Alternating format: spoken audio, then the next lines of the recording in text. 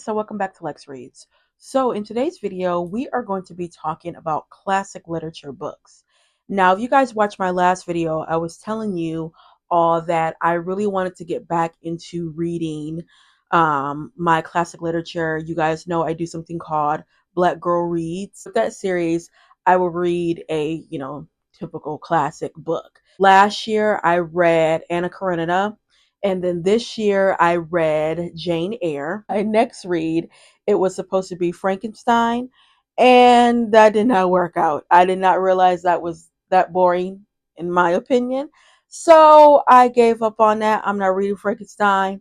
I know what happened. I don't need to know. I've seen movies. I'm done. But because I didn't get to fulfill my wish of, reading a classic book, another classic book where you guys will follow me from the beginning to the end, I picked out a new book that I am going to be reading for this year, for the rest of this year.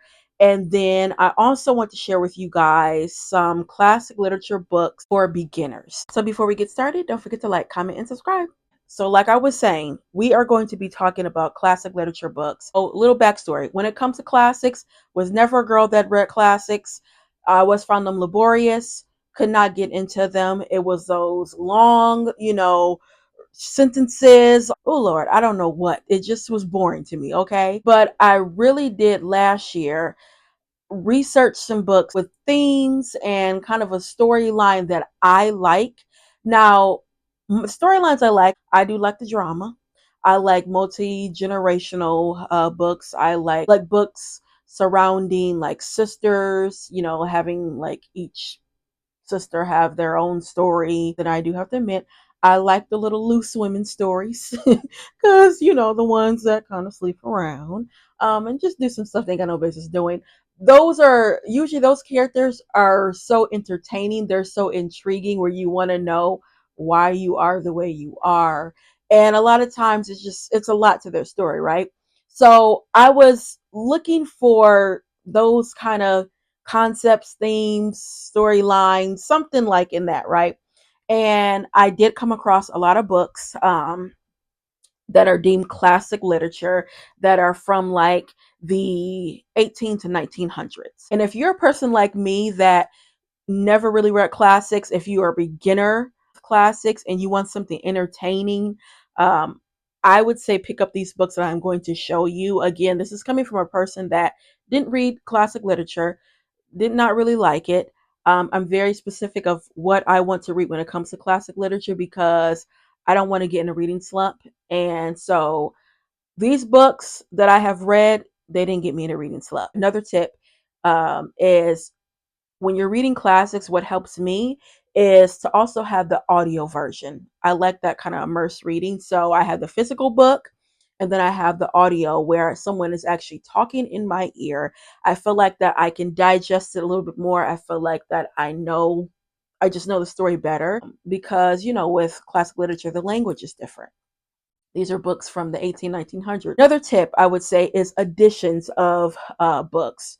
One edition that I love when it comes to classic literature, and so far when I have read my classic literature, it has been the Penguin Classic editions, the Black Spines. I really love the way those read. I love the font. That's the number one thing for me. I usually like the introductions that they have, talks about the author, talks about the story, but I would advise you guys to read that after you read the story because the introductions, they tell all the tea. First book that I read that was classic literature, hardcore classic literature, is Nathaniel Hawthorne, The Scarlet Letter. This, y'all, like I always say, drama and tea. Hester Prynne, you will not forget Hester Prynne. You can't forget Hester Prynne. And the storyline is it's a storyline that you can't forget. And it's so simple, but yet you still can't forget it. You have a woman, Hester Prynne. She has a little fling with a man. She is unmarried. She has a child out of wedlock. That's a big no-no. And she will not tell the people in the town, people that are, ostracizing her, she won't tell who her baby daddy is. And when you find out who her baby daddy is, Oh, the tea, the tea. One thing that I do like to do with classic literature, I like to attach it with the film if possible. And usually, a lot of the classic literature out here, they usually have a film attached to it, whether it's a limited series, a mini series, a movie. Yeah. So a lot of times, what I like to do is read the book and then watch the film just to see, different takes. But y'all, this is the first book, again, classic literature book that I read, and it was easy to navigate. Next is Silas Marner by George Eliot. Now, this actually is not a Penguin Classic edition, but I really wanted to read this, and when I was at the bookstore, it was only $3. You have a man, Silas. He was, I believe, engaged to get married, and he's in a small town. They lie on this man. Something horrible happens. He just leaves town. And because of what has happened in his life, he becomes a recluse. Only thing Silas does is he is a weaver. He does his weaving and he gets paid for it, right? And he loves to count his money, his gold, okay? Does the same thing every single night. He weaves, he comes home, counts his coins. So one day, he's doing the same routine. He come home to count his money, and it is all gone. And he is devastated because that's the only thing that he is basically living for, right? So, again, kind of gives up. But then one day, a little child stumbles upon his porch, and the town's like, well, you can't take care of the baby. You a single man, I don't think you should do that. And his thing is, this baby came in my life for a reason. So I'm going to take heed of that and I'm going to raise this child. And he does that. But when you find out who the father is and the mother, it's very interesting. Very, very, very good. And when also you find out who took his coins, that's another thing that's good. This is also a very small book. This is only 100 and something pages. And as y'all can see, I had tabbed this. This was actually, you know what? I think 2023. This was on my top books of the year. That's how good it was. And again, another thing I would say, if you're, not sure of classics, if you want to get into it, I would say start with something kind of small like this, and then you can work your way up to it. If you just, are kind of intimidated with classics. But this one is very good. Also, the movie, really, really good. Okay. Next is The Phantom of the Opera by Gaston Leroux. Now, I read this actually years ago, and I read this in February of 2013, which during that time I was not into reading at all, but I remember seeing this on Broadway and loved it. And I've always loved the Phantom of the Opera. When I was younger, like, my aunt, only thing we could listen to was gospel music, classical music, and she really loved the music to Phantom of the Opera. Now, Phantom of the Opera is a very dark story, but that music by Andrew Lloyd Webber, oh my gosh, fantastic. Okay. And also the movie, recent movie, which has been some years now, I think what that came out in 2008 or something like that. It's been some years, but that's a very good version of it because they tell the backstory of Phantom. And this, I don't remember them telling why he does what he does. Because he is deformed, people treated him a certain way, but he get them together.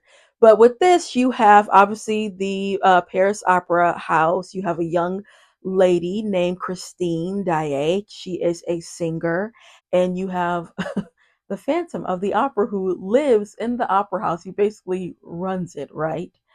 And it's just some things that he tells them you shouldn't do. Don't sit in a certain box, in the opera house. I want that to be, not occupied. Pay me my coins every month. He warns them and they don't listen to him and they keep on bothering him. And when they do that, he gets them all the way together. Okay. But there is a love story to this because he is infatuated. He loves Christine. Because he is deformed, he believes that, how can a person love me and y'all, so good. Okay. Next is, oh, this is one of my favorites, y'all. This is D.H. Lawrence, Lady Chatterley's Lover. Y'all look how much I tabbed this. And also, I did not realize when I got this book, one thing I love about Penguin Classic Editions, I love their covers usually. And I was looking at this, I'm like, what in the world? Because when I read the story and read the synopsis, I'm like, they could have had like a pretty woman on the cover or whatever. About a year after when I read it, I said, oh, I know what that is supposed to be. That's a breast. My little mind. Have Constance Chatterley. She is trapped in a loveless marriage, also a sexless marriage. Her husband is wounded in the war from the waist down. And Constance, she was not a virgin, so she knew what it was going to be about, right? And I think actually, I think her man was. I don't know. But he is totally fine with not being intimate. And they try to talk about it. They try to try some little stuff. And he like, look, you my wife, I love you, we don't have to explore that. Thing is, oh, I don't know if I can do this. And he's able to take care of her financially, and she's taken well care of. But her thing is, because she is a sexual being and because she has opened them floodgates, eh, she want to explore some more. Okay. And she does. I thoroughly enjoyed this. And this is another book where it's a sexual book, but it's not vulgar. Now, this actually was banned when this came out because I have to say, from this time period in the 1900s, I want to say, he had sex scenes. He talked about certain areas in the body and used terms. It was a lot. It was banned, okay, for a while. But again, it's not a vulgar book at all. The last book I would recommend is Ruth by Elizabeth Gaskell. Very similar to The Scarlet Letter. I believe this came out after The Scarlet Letter, yes. You have a young woman, Ruth. She is an orphan. She works as a seamstress. And one day she's just walking, talking to a young man. The headmistress sees her and puts her out and is like, you are a whore and how dare you, da da da da. Granted, she's just talking. But this young man has a motive because he's kind of, he get around. He get around. And his thing is, okay, well, she put you out, so you come with me, and we stay in a little hotel. They do that, and people are looking at them like, wait, you're not married, and they gotta lie and do all this, right?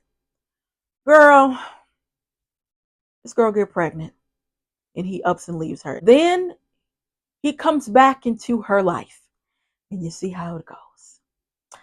Yeah, this is another one where I tabbed it to death because it just was so, so, so good. Again, with all these classics, I listened to them. Except Phantom, I did not listen to Phantom.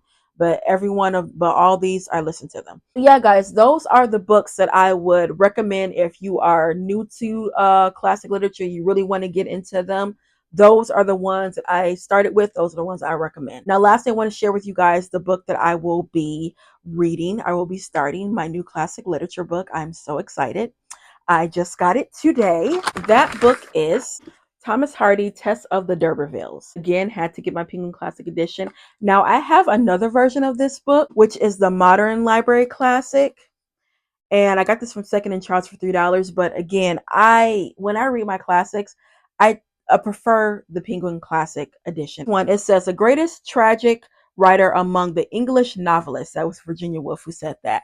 So you have a young woman named Tess. Tess is very poor. Her family finds out that she is like descendants of this, noble family, right? So she ends up meeting her cousin Alec, but it looks like that cousin is going to be a downfall because there is some trickery, there is some jealousy, there is some envy. Another thing with this book, they did say that it has some sexual assault. You deal with some murder. You're gonna deal with some infidelity, all the stuff that I like. Well, except the sexual assault thing. But again, drama and tea. And this is one of the author's well-known books. So excited to read this again. Never read it. That's another thing I'm really excited about.